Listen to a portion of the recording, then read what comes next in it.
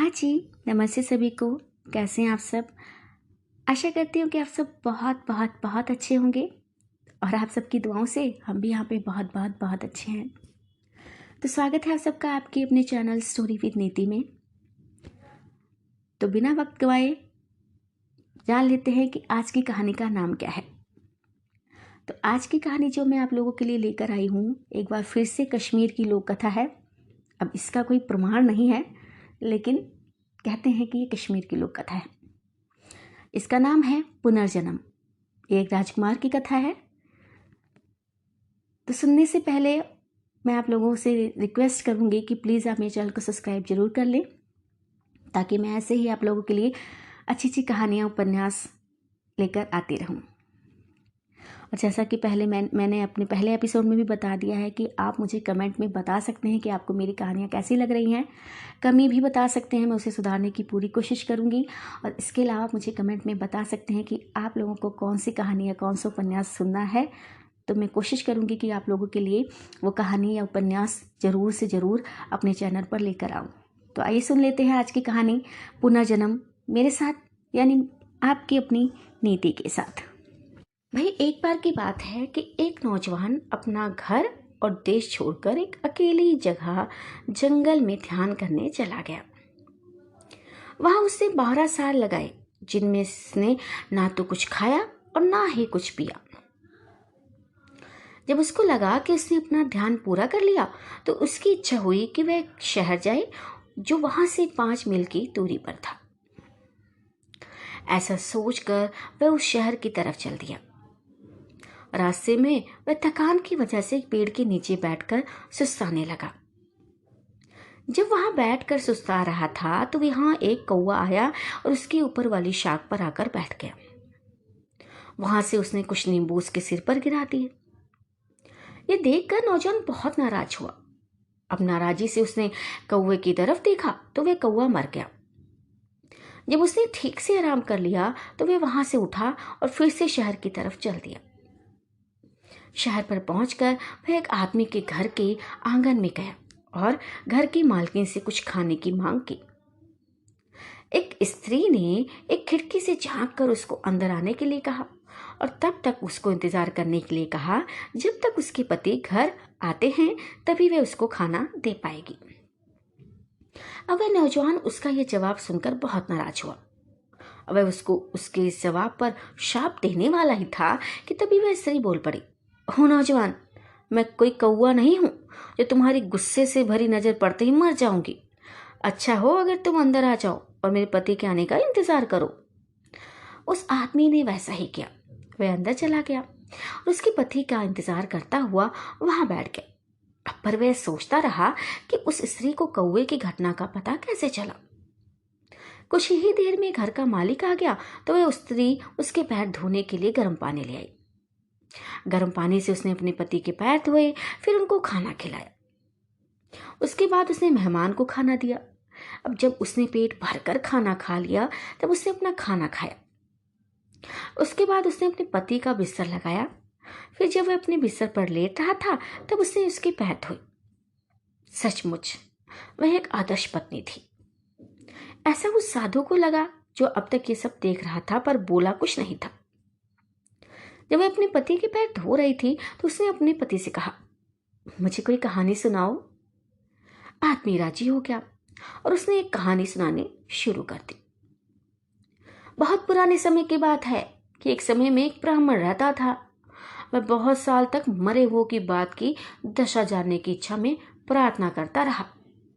आखिर देवता उसकी प्रार्थना से खुश हुए और एक दिन जब वह सुबह का अपना नहाना धोना कर रहा था कि उसकी आत्मा उसका शरीर छोड़कर एक बच्चे में चली गई। भाई, जो एक चमार का बच्चा था। बच्चा बड़ा होता गया, उसने अपने पिता का काम धंधा सीख लिया, फिर उसकी शादी हो गई और उसके कई बच्चे हो गए। अचानक उसको अपनी ऊंची जाति की याद आई तो वह सब कुछ छोड़कर किसी दूसरे देश चला गया। अब जैसे ही वह वहां पहुंचा तो उस देश का राजा मर गया। वहां उस राजा का कोई और वारिस नहीं था जिसको वे लोग राजा की गद्दी पर बिठा सकते। तो जैसा कि वहां का रिवाज था कि ऐसी दशा में वारिस का चुनाव करने के लिए वजीर लोग एक हाथी और एक बाज पक्षी को बाहर भेज देते थे। अब जिस किसी को भी हाथी और बाज राजा बना देते, वहां की जनता भी उसको अपना राजा स्वीकार कर लेती। इसके अलावा और कोई चारा भी नहीं था।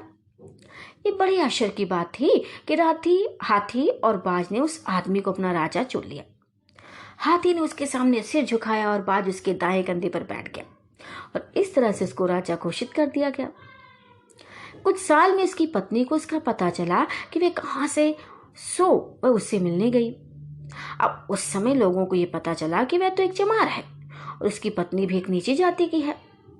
ये जानकर लोग चिंता में पड़ गए।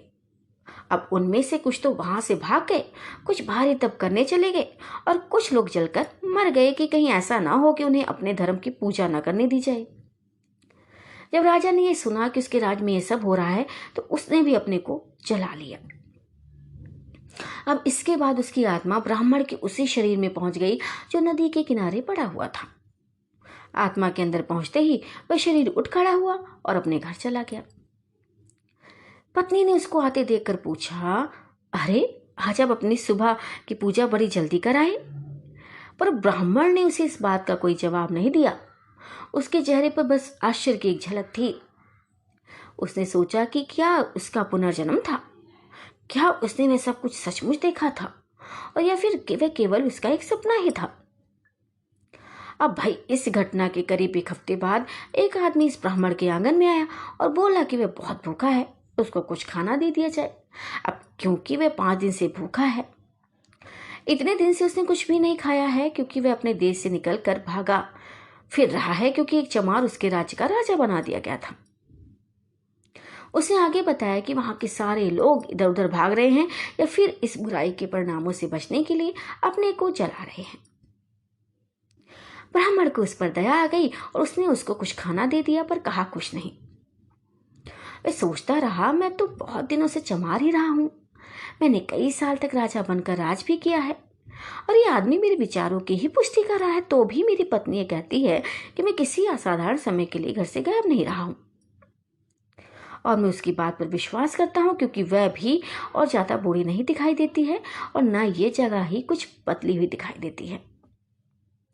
वह आदमी अपनी पत्नी से बोला, यही मेरी कहानी खत्म होती है, जिसका मतलब ये है कि किसी आदमी के विचारों, शब्दों और कर्मों के अनुसार ही उसकी आत्मा कई स्तरों से गुजरती है। यहाँ के बाद एक दिन एक युग के बराबर होता है। कहानी खत्म हो जाने के बाद पत्नी सोने जाने के इरादे से उस अजनबी की तरफ घूमी और उससे पूछा कि उसको किसी और चीज की जरूरत तो नहीं थी। नौजवान बोला, केवल खुशी की। स्त्री बोली, तो जाओ उसे घर में जाकर ढूंढो, अपने माता पिता के पास वापस जाओ जी, तुम्हारी वजह से रोते रोते अंधे हो गए हैं। तुम जाकर उनकी आंखों पर अपने हाथ रखो, उनसे कहो कि आपका बेटा घर वापस आ गया है, तब तुम खुश होगे। खुशी हमेशा कर्तव्य के रास्ते पर ही मिलती है, उन्हीं की आज्ञा पालन में मिलती है जिनको भगवान ने हमारे ऊपर रखा है।